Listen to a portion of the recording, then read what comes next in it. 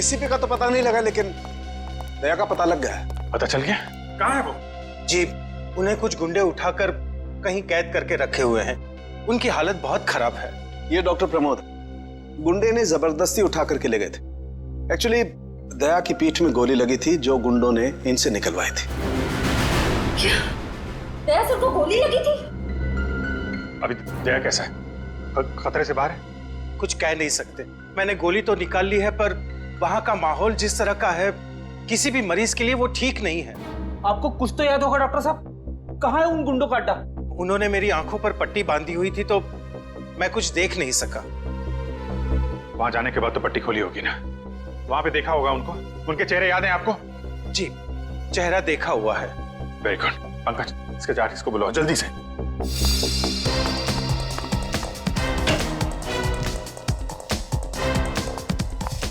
अभिजीत, वो मैं तुमसे आए। सर, आप यहाँ पे? हाँ, मैं यहाँ पर। अच्छा तारिका, पेट पर जो ब्लड लगा था उसकी डीएनए रिपोर्ट आ गई? हाँ हाँ। तो वही बताने आई होगी ना तुम अभिजीत सर को, या फिर तुमने पहले ही बता दिया होगा? अपने बॉस को, डॉक्टर सालुके को बताना कतई जरूरी नहीं समझा? नहीं, कोई बात नहीं, हो जाता है, चलो कोई बात नहीं। क्या है उस डीएनए रिपोर्ट में? वो ब्लड सैंपल किसका है तारिका?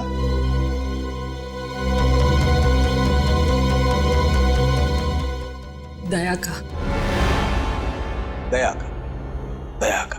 अच्छा, वो पेंट जिस पर ये ब्लड था, वो पेंट किसकी?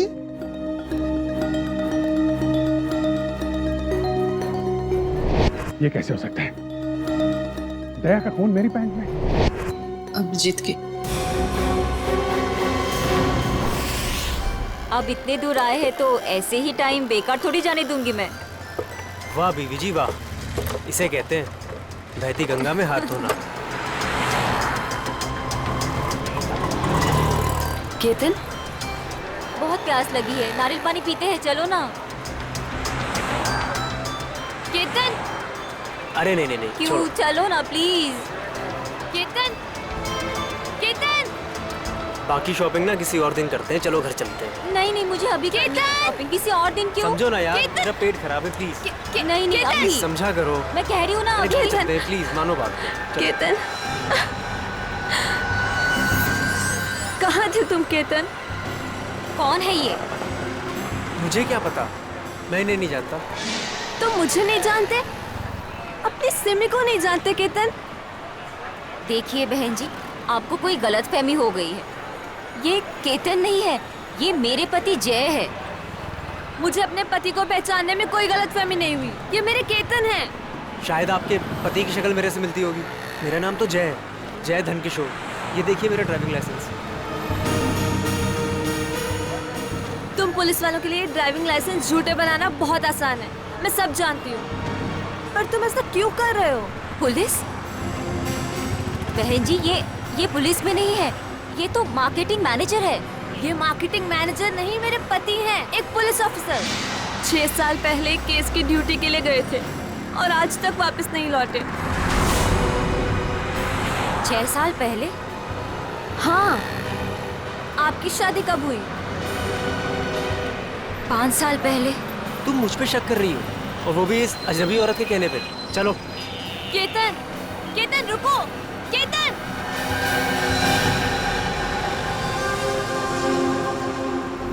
अभिजीत की पैंट पर दया का खून। 3 बार टेस्ट करवाया गया, लेकिन नतीजा वही। और इसीलिए तुमने वो पैंट चुपचाप तारिका को दे दी, क्योंकि तुम्हें मालूम था कि उस पैंट पर दया का खून लगा हुआ है। अगर मुझे पता होता कि मेरी पैंट पे दया का खून है तो मैं उसे टेस्ट करने के लिए देता ही क्यों?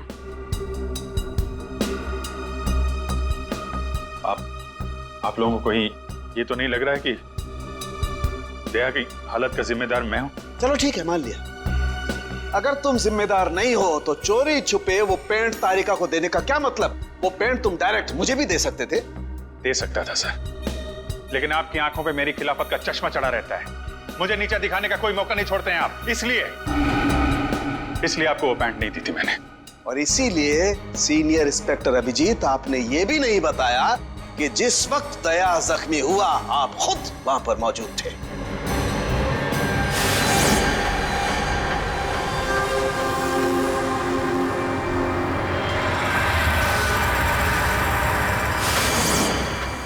बता देता, अगर मुझे याद होता तो। मुझे अब भी याद नहीं है कि उस रात क्या हुआ था। ओह आई सी, आपको याद ही नहीं है कि उस रात क्या हुआ था। सालुंके साहब, हम लोग अभिजीत सर और दया सर की दोस्ती की कस्में खाते हैं और आप उन पे इतने गंदे इल्जाम लगा रहे हैं। हाँ सर, अभिजीत सर अपनी जान दे देंगे लेकिन दया सर पे खरोच नहीं आने देंगे। ओह चलो ठीक है, मान लेता हूं, मैं अपने शब्द वापस लेता। I am sorry. मैं मान लेता हूं कि दया आज जिस हालत में है उसका जिम्मेदार अभिजीत नहीं है, लेकिन मैं ये बात मानने को कतई तैयार नहीं हूं कि जब दया घायल हुआ अभिजीत वहां था तो भी उसे कुछ याद नहीं। कोई तो ऐसी बात होगी जो अभिजीत के दिमाग में घुस गई होगी, कुछ तो। इट्स इम्पॉसिबल, कुछ भी याद नहीं है। डॉक्टर साहब, मेरी दुखती हुई नस पे नमक मत छिड़किए। आप अच्छी तरीके से जानते हैं कि मेरी याददाश्त। जानता हूं अभिजीत, याद दिलाने की कोशिश मत करो। मैं अच्छी तरह से जानता हूं कि जब जब सीनियर इंस्पेक्टर अभिजीत मुसीबत में होते हैं उनके पास अपने बचाव के लिए एक बहुत शानदार हथियार होता है, उनकी याददाश्त। प्लीज सालुंके सर, आप अभिजीत की इंटेग्रिटी पे hold on doctor Tarika, integrity का पाठ आप मुझे मत पढ़ाइए। आपने सीआईडी का सबसे बड़ा नियम तोड़ा है, हम लोगों से इतना इंपॉर्टेंट सुराग छुपाने का। Understand that? इंटीग्रिटी। सर, उस रात की कोई ऐसी बात जो आपको याद हो? कुछ भी?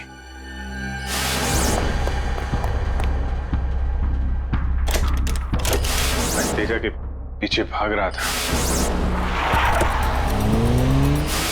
वो भाग के गाड़ी में बैठ गया और फिर किसी ने उसे गोली मार दी और गाड़ी से बाहर फेंक दिया।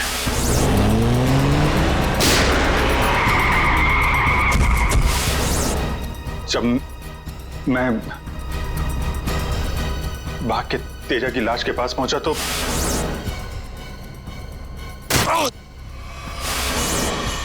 किसी ने मेरे गर्दन के पीछे कुछ सुई जैसी,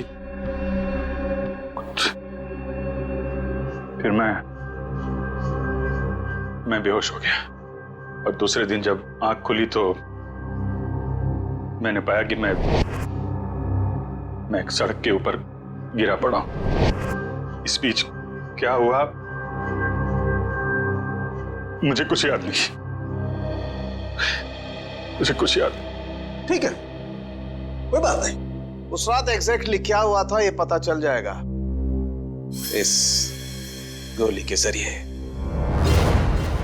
वो गोली है जो दया की पीठ में से निकाली थी डॉक्टर प्रमोद ने, और इस गोली की बैलिस्टिक रिपोर्ट से पता चल जाएगा कि दरअसल ये गोली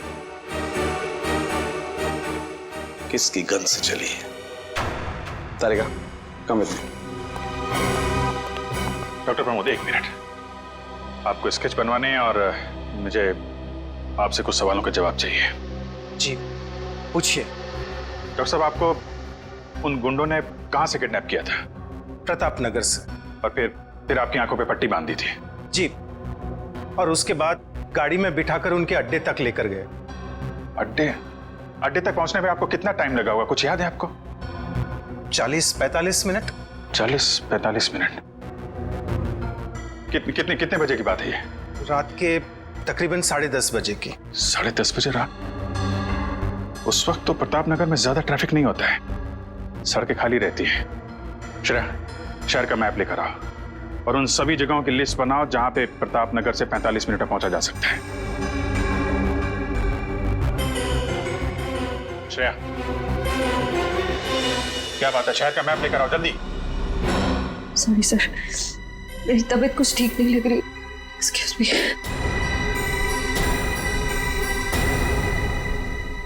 I can't believe this, माया। तुम्हें अपने पति की बात पे विश्वास नहीं है, लेकिन उस अनजान औरत की बात पे पूरा भरोसा है। एक औरत दूसरी औरत की आंखों में झांककर देख सकती है कि वो सच कह रही है झूठ, और उसकी आंखों में सच्चाई उसने 2-4 आंसू क्या बहा दिए, वो सच्ची हो गई। और मुझे रोना नहीं आता तो मैं झूठा हूँ। सच बताओ, बताओ सच की कितने बीवी है तुम्हारी, और बताओ मुझे जे। अरे मुझसे एक तो समझ नहीं रही, मैं और रख के क्या करूंगा? वो तो आज मेरा नसीब अच्छा था कि मार्केट में तुम्हारी पोल खुल गई, वरना जिंदगी भर मैं यही सोचती रहती कि तुम मुझसे प्यार करते हो। हाँ माया, ये बात सच है कि मैं सिर्फ तुमसे प्यार करता हूँ माया। तुम बताते क्यों नहीं हो सच अपने बारे में, अपने अतीत के बारे में कुछ बताते क्यों नहीं हो मुझे? माया, सब कुछ तो तुम्हें पता है कि मेरा आगे पीछे कोई नहीं है। तो तुम्हारे अलावा है कौन मेरा? और तुम्हारा काम पुलिस में हो या मार्केटिंग मैनेजर हो? मार्केटिंग माया। सब झूठ। मुझे तुम्हारे ऑफिस जाना है, बस आई डोंट केयर, मुझे तुम्हारे ऑफिस जाना है। ठीक है, ऑफिस जाना है, मैं तुम्हें अगले हफ्ते अपने ऑफिस लेके चलूंगा। खुश? क्यों अगले हफ्ते क्यों? हाँ कल क्यों नहीं? बल्कि मैं कहती हूँ कल नहीं, मुझे आज अभी इसी वक्त तुम्हारे ऑफिस जाना है। शक्की भी एक हाथ होती है यार।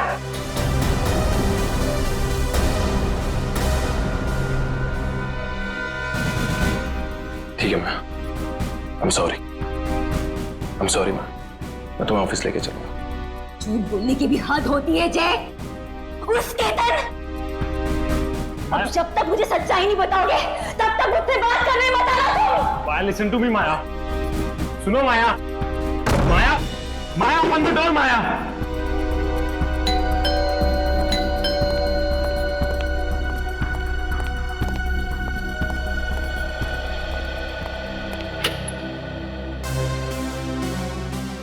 आप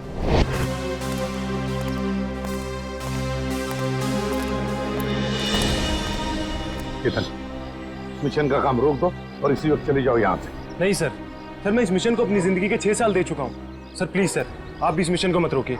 सर मैं इसे पूरा करने के बहुत करीब हूँ। तुम समझते क्यों नहीं हो केतन? तुम्हारी जान को कितना बड़ा खतरा है पता है तुम्हें? और फिर मैं अपने और ऑफिसर्स की जिंदगी को कुर्बान नहीं कर सकता। 4 बजे मुझे गुलमोहर बस स्टॉप पे मिलो, एंड दैट्स एन ऑर्डर, समझे? Sir please sir, sir please. Sir कुल मिला के 4 ऐसे इलाके हैं जो प्रताप नगर से 45 मिनट की दूरी पे है। ये है वीके रोड, जहाँ पे कॉल सेंटर्स और ऑफिसेज वगैरह हैं। ये तो वो जगह नहीं हो सकती। ये पश्चिम में श्याम नगर है सर, यहाँ पे ज्यादातर फ्लैट्स हैं। डॉक्टर साहब, आपको अच्छी तरीके से याद है जहाँ पे आपको ले गए थे वो जगह बंगलो या फ्लैट नहीं थी? जी, खंडर जैसी कोई जगह थी। अब बचता है साउथ और ईस्ट। ये साउथ में चित्रकूट नगर है और ईस्ट में विद्याधर नगर। चित्रकूट नगर में तो बहुत सारी दुकानें वगैरह हैं, और विद्याधर नगर यहाँ पे बहुत सारे स्टूडियोज हैं, फिल्म की शूटिंग होती रहती है। अरे श्रेया, अब कैसी तबीयत है तुम्हारी? मैं ठीक हूँ सर, थैंक यू। श्रेया, चाहो तो तुम घर चली जाओ और आराम कर लो, तब तक हम लोग ये सब पता लगाते हैं। नहीं सर, जब तक दया सर और एसीपी सर का पता नहीं चल जाता मुझे चैन नहीं मिलेगा। ओके ठीक है, मतलब दया या तो विद्याधर नगर में है या फिर चित्रकूट नगर में है। डॉक्टर साहब, आपको जहां ले गए थे आसपास से कुछ आवाजें आ रही थी, आपने कुछ सुना था वहां पे? हाँ, एक गाना था जो बार बार सुनाई दे रहा था। ये कहिए कि हर आधे घंटे के बाद वही गाना बज रहा था। इसका मतलब आसपास कहीं फिल्म की शूटिंग चल रही थी, मतलब Vidyadhar Nagar. Vidyadhar Nagar, correct. Film studios वहीं पे है। ये पता लगाओ कि विद्याधर नगर में वो कौन सा स्टूडियो है जहां पे इस गाने की शूटिंग हो रही थी। उठ जाग मुसाफिर भोर भाई, अब रहन कहाँ जो सोवत है। ओले ओले ओले ओले ओले दया बेटा, उठ जा उठ जा उठ जा उठ जा, सुबह हो गई, स्कूल जाने का टाइम हो गया, अच्छे बच्चे नहीं सोते, उठ जा उठ जा उठ जा। कौन हो तुम लोग? हाँ? सीआईडी के दुश्मन और मुजरिमों के दोस्त। देखो देखो देखो देखो देखो देखो कैसे तड़प रहा है पिंजरे में बंद शेर की तरह। एक बार जंजीरें खोल दे, फिर देख तुम लोग का क्या हाल करता हूं। ना ना ना ना ना ना, हमें मरना है क्या शेर से पंगा लेके? अरे हम तो बस इतना बताने आए थे कि तुम्हारे साथ साथ अब तुम्हारी पूरी सीआईडी टीम का सर्वनाश होने वाला है। सर्वनाश। चुप! बहुत देखे तुम जैसे सीआईडी का सर्वनाश करने वाले। आज वो लोग कहाँ हैं किसी को पता नहीं। तुम हमें इतना मूर्ख और कमजोर मत समझो, क्योंकि हमारा बॉस इतना चालाक है कि सीआईडी के पूर्वज भी उस तक पहुंच नहीं पाएंगे। एक बात सुन, अपने बॉस से कह दे कि उल्टी गिनती अब शुरू कर दे। वो नहीं बचेगा वो।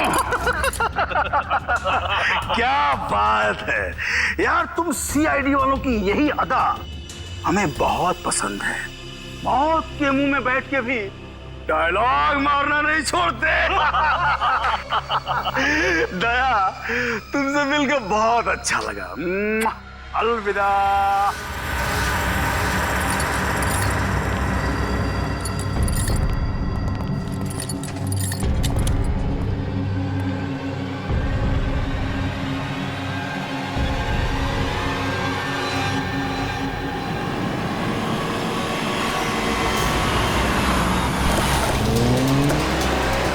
चाय और प्यार व्यार गाने की शूटिंग इसी स्टूडियो में चल रही थी ना? हाँ सर, यही है वो विराज स्टूडियो। दया को यहीं कहीं रखा गया होगा।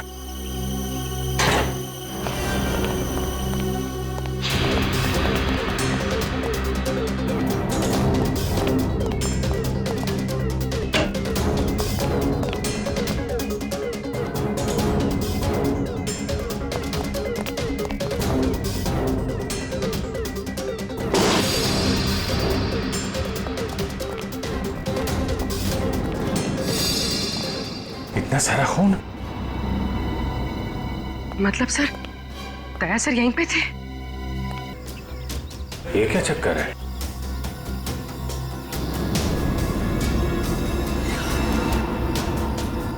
विग पहनी हुई थी इसने।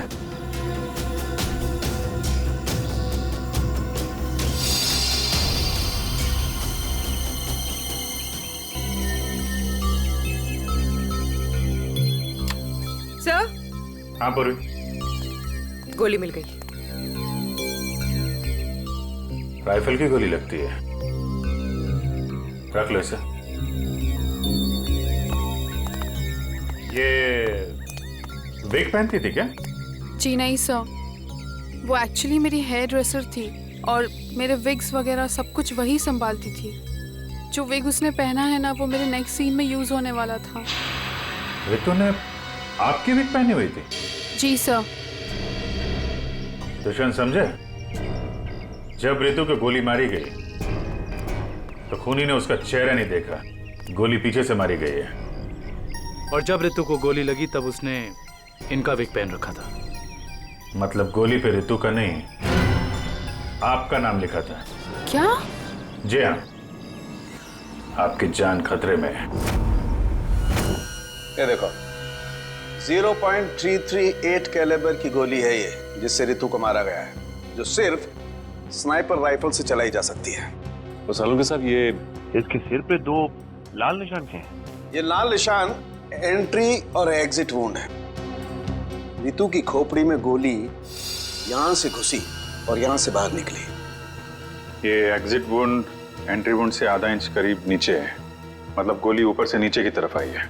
जी हाँ, गोली रितु की खोपड़ी में यहां से घुसी और यहां से बाहर निकलकर सीधे वैनिटी वैन के फुटबोर्ड पे जाके अटक गई। और हमारे कैलकुलेशंस के हिसाब से गोली चली है यहाँ से, ऐसे। गोली लगभग 2-3 मंजिल की ऊंचाई से चलाई गई है। काफी कुछ पता लगा लिया सर आपने? हाँ, रितु के केस में तो मैंने काफी कुछ पता लगा लिया है।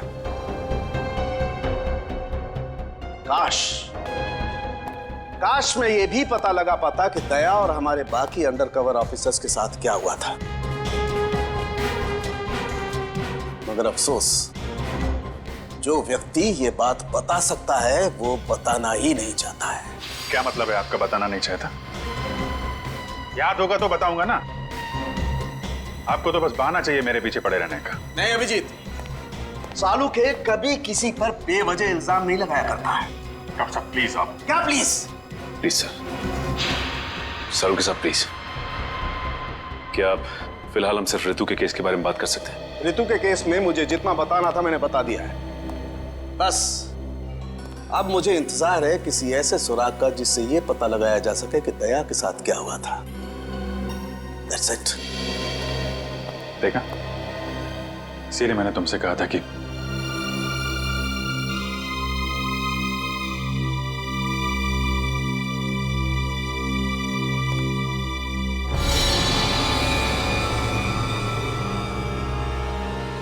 Sharp shooter. साहब मैं आपको बोल रहा हूँ ना, पिछले 1 हफ्ते से यहाँ कोई शूटिंग नहीं हुई, तो यहाँ किसी का आने का सवाल ही नहीं उठता। मतलब पिछले 1 हफ्ते से तुम्हारे अलावा स्टूडियो में कोई नहीं आया? जी नहीं साहब। मतलब गोली तुमने चलाई? मैं गोली कैसे चला सकता हूँ? मुझे तो दिवाली के पटाखों से भी डर लगता है। तो फिर ठीक से सोच के बताओ, कोई ना कोई तो गया था दूसरे माले में। हाँ साहब, एक प्लम्बर आया था वो पाइप ठीक करने के लिए। दूसरे माले पे? जी हाँ। चलो जरा ऊपर चलिए।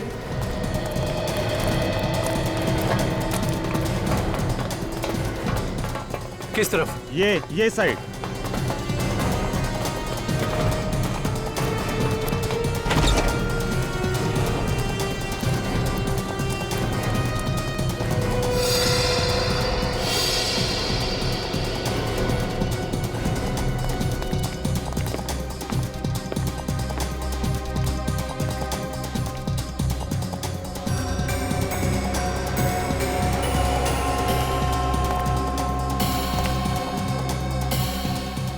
यहां से। रितु वहां पे थी और शार्प शूटर ने गोली शायद यहां से चलाई होगी।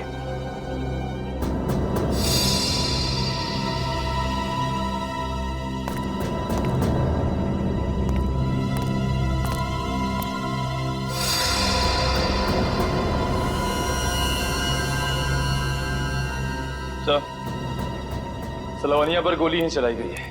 गिरा उस गोली का शेल। तुम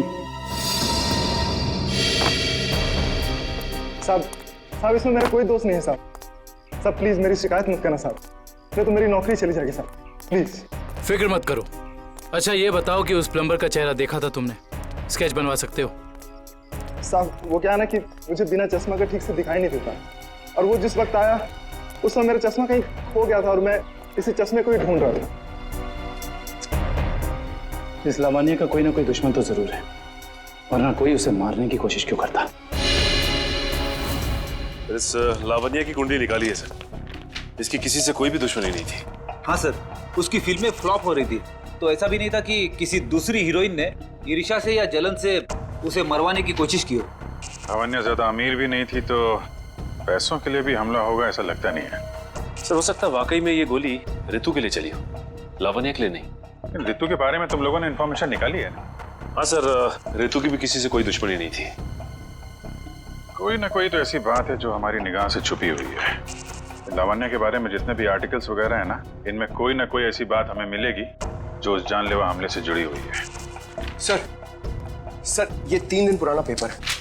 इसमें न्यूज है कि लावण्य का सामान चोरी हुआ था ब्लू ईव रिजॉर्ट से। लावण्य के सामान की चोरी ब्लू ईव रिसॉर्ट?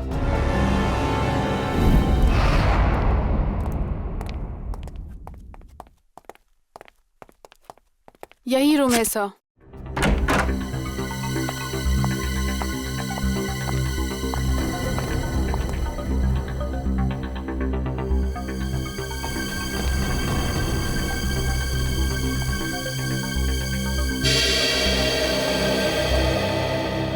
इसी कमरे से आपके सामान की चोरी हुई थी?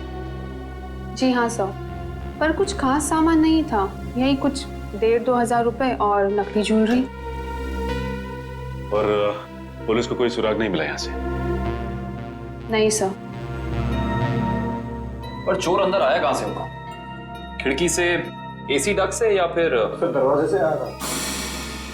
पुलिस के मुताबिक उसने चाबी का इस्तेमाल किया था अंदर आने के लिए। और ये कमरे की चाबी किस किस के पास थी? एक मेरे पास और एक इन लोगों के पास। तो मतलब होटल के किसी अंदर वाले का भी काम हो सकता है? मैडम आप कैसी बातें कर रही है?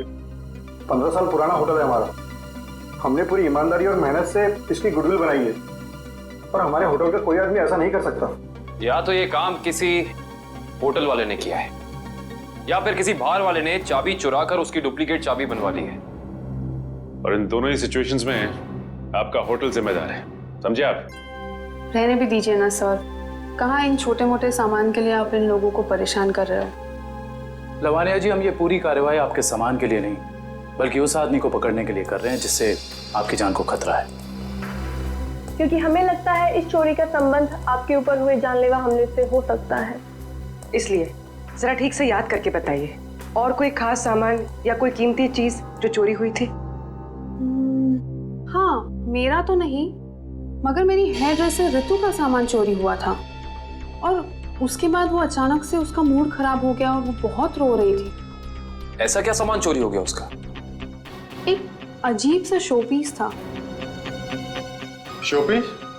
हाँ, मुझे भी हैरानी हो रही थी कि एक शोपीस के लिए वो इतने आंसू बहा रही है, और मैंने उसे कहा भी कि मैं एक नया शोपीस ला दूंगी उसके लिए, पर शायद वो शोपीस उसके लिए कीमती था। बहुत महंगा शोपीस था क्या? नहीं, ट्रिपोलिया बाजार में जो चाइनीज सामान की दुकान है ना, वहीं से लिया था। होगा कुछ 700-800 रुपए का। ट्रिपोलिया बाजार में चाइनीज सामान की दुकान?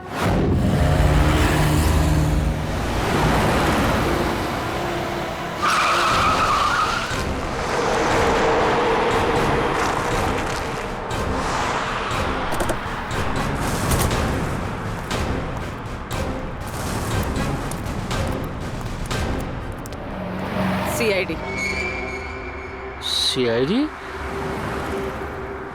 एक खून के सिलसिले में आपसे पूछताछ कर रही हूँ। खून? किसका खून हो गया है? ये ऋतु हैं, फिल्म इंडस्ट्री में हेयर ड्रेसर का काम करती हैं। कुछ याद आया? मैंने तो इसे नहीं देखा कभी। शनिवार को ये आपकी दुकान पे आई थी। इन्होंने एक मूर्ति खरीदी थी, इस जैसी मूर्ति थी। शनिवार को तो मैं छुट्टी पे था। हाँ, सुशांत दुकान संभाल रहा था। क्यों सुशांत, तुमने देखा था इन्हें? हो सकता है यो, शनिवार का दिन बहुत बिजी दिन होता है ना, बहुत से लोग आते हैं। कुछ याद नहीं आ रहा। अच्छा, जरा वो मूर्ति दिखाना। वो वाली भी।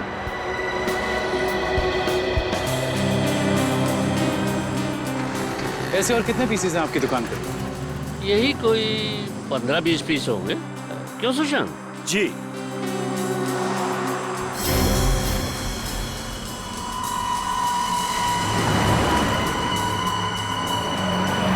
ये इन 2 बॉक्सेस पे ये क्रॉस के निशान क्यों लगे? अरे वो तो डिफेक्टिव पीस है, इन्हें फैक्ट्री वापस भेजना है। किसी काम के नहीं आपके। वो अभी पता चल जाएगा। दिखाओ इधर, दिखाओ।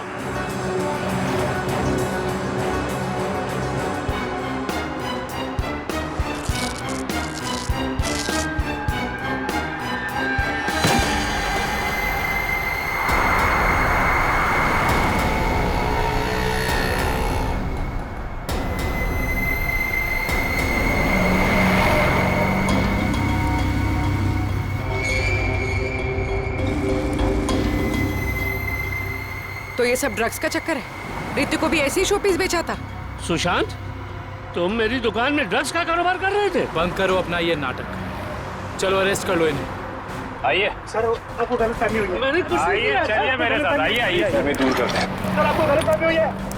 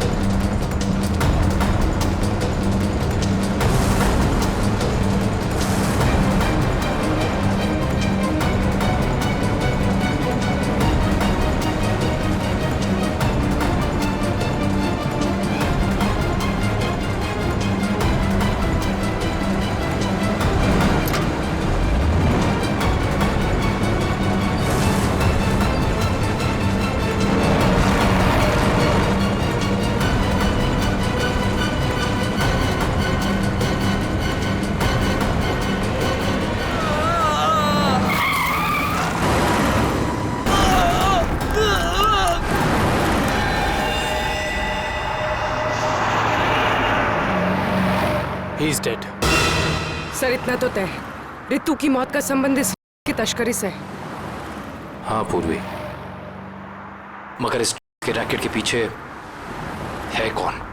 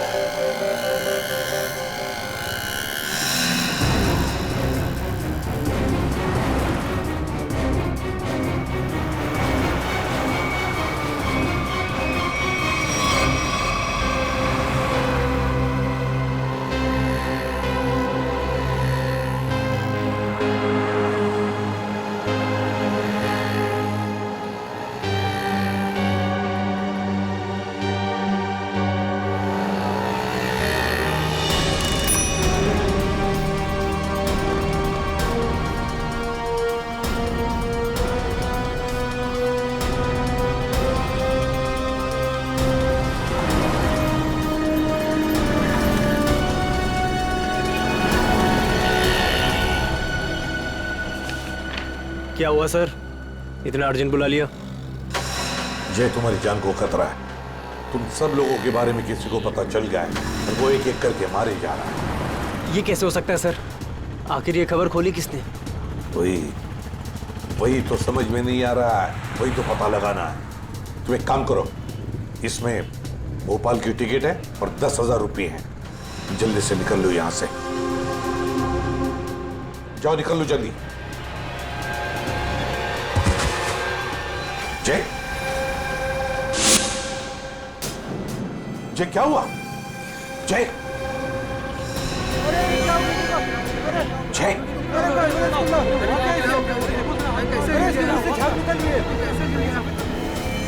माय गॉड,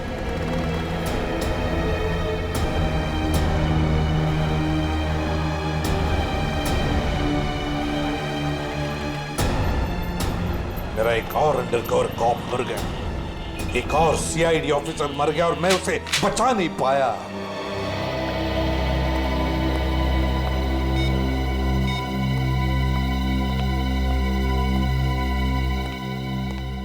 सर का फोन क्यों नहीं लग रहा है? श्रेया, दया सर भी वापस आ जाएंगे जैसे अभिजीत सर वापस आ गए। सर कैसे वापस आ जाएंगे? हमें ये भी नहीं मालूम कि दया सर कहाँ है। सर ना दया सर का पता लग रहा है ना ही एसीपी सर का। श्रेया, वो लोग सीआईडी ऑफिसर्स हैं, हजारों बार ऐसे तूफान से गुजर चुके हैं। जहां भी होंगे बिल्कुल ठीक ठाक होंगे वो लोग। सर आप ऐसा कैसे कह सकते हैं? आपने खून देखा था ना, कितना सारा खून पड़ा हुआ था वहां पे। और वो गोली जो दया सर की बॉडी से निकली हुई थी। हाँ श्रेया, मैंने सब कुछ देखा, लेकिन इसका मतलब ये तो नहीं कि सीआईडी ऑफिसर्स नहीं मरते। सर सर आप ठीक तो है ना सर? सर कल से आपका फोन नहीं लग रहा था। हाँ, मैं किसी जरूरी काम में उलझ गया था। कोई टॉप सीक्रेट काम था जो किसी को भी बता नहीं सकता था, तुम लोगों को भी नहीं। सर वो क्या? सर दया सर का कुछ पता नहीं चल पा रहा है। दया सर का कुछ पता नहीं है मतलब? सर दया सर गायब है। तो गया कहाँ वो? पता नहीं सर, उनका फोन भी नहीं लग रहा है। और सर उन्हें गोली भी लगी है। दया को गोली लगी है? एक मिनट, ये सब तुम लोगों को कैसे पता? सर अब सालुंके साहब बता रहे थे कि दया सर की बॉडी से एक डॉक्टर ने गोली निकाली और चुपके से लाके उनको दी। दया की बॉडी में से गोली निकालकर उसने सालुंके को भेज दी गोली। अभिजीत कहाँ है? सर अभिजीत सर भी गायब थे, अभी 3 घंटे ही पहले वापस आए। और तो और सर, अभिजीत सर की पैंट पे दया सर का खून लगा हुआ था। अभिजीत गायब था, 3 घंटे पहले वापस आया और उसके पैंट के ऊपर दया का खून। और उन्हें कुछ याद नहीं है सर। और उन्हें कुछ याद नहीं। फिर वही बात, ये अभिजीत जब भी कभी मुसीबत में पड़ता है इसकी याददाश्त चली जाती है। ये हो क्या रहा है सीआईडी में? हमारे 3 अंडरकवर ऑफिसर्स मारे गए, उनके बारे में मेरे अलावा और किसी को भी कुछ भी पता नहीं था, फिर भी उनके नाम भी पता चल गए बाहर। कैसे? सर अगर ये बात सिर्फ आपको पता थी तो फिर? वही तो मैं कह रहा हूं सचिन, वही समझ में नहीं आ रहा है। ये सब हुआ कैसे? कैसे हो रहा है ये?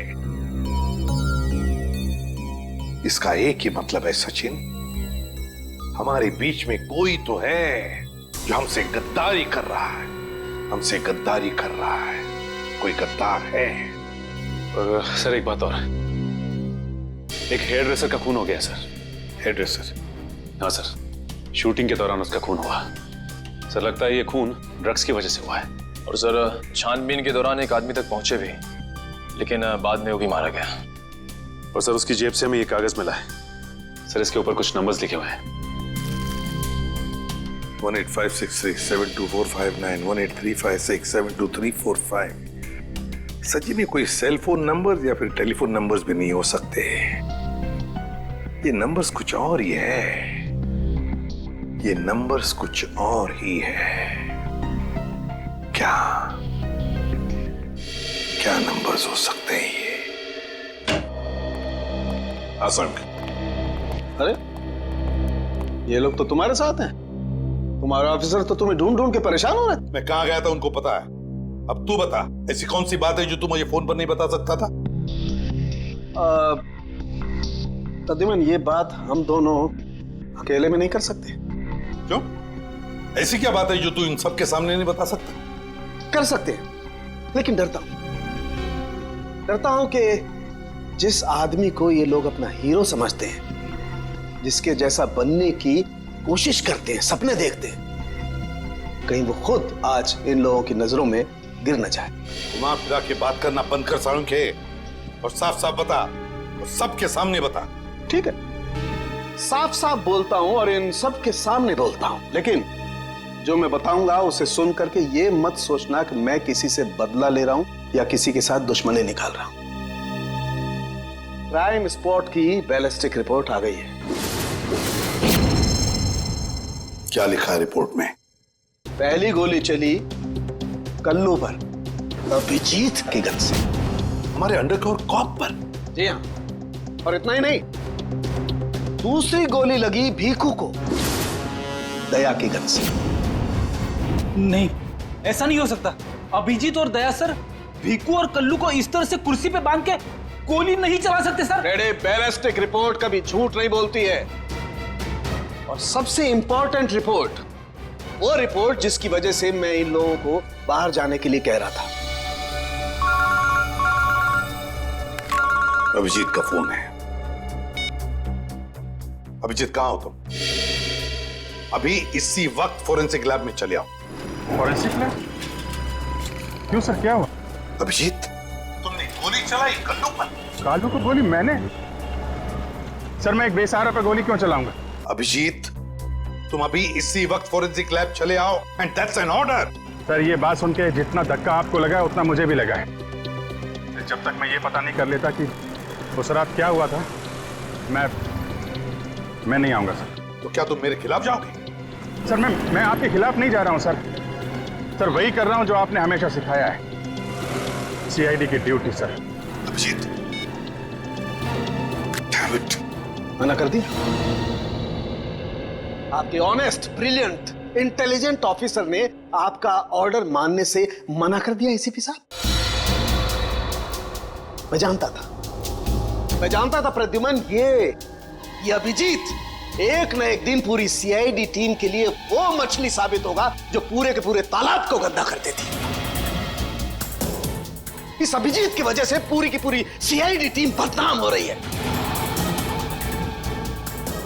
कलंक है ये अभिजीत, सीआईडी टीम पर एक बहुत बड़ा धब्बा है, कलंक। बस कीजिए सर, बस कीजिए। कितना भला बुरा बोलेंगे आप? मैं बस कर दूं? मैं तो बस कर दूंगा तारिका, लेकिन ये रिपोर्ट, इसका क्या करोगी? ये बस नहीं करेगी तारिका, ये बस नहीं करेगी बॉस। जानते हो इस रिपोर्ट में क्या है? क्या है उस रिपोर्ट में? दया पर गोली किसने चलाई? किसने मारी साळुंखे? किसने मारी गोली? प्रद्युमन, दया पर गोली तुम्हारे honest, intelligent, brilliant officer Abhijeet ने चलाई है। क्या? दया अभिजीत की गोली का शिकार हुआ है प्रद्युमन। अभिजीत ने गोली चलाई है दया पर। अभिजीत ने? हाँ, अभिजीत ने दया को गोली मारी।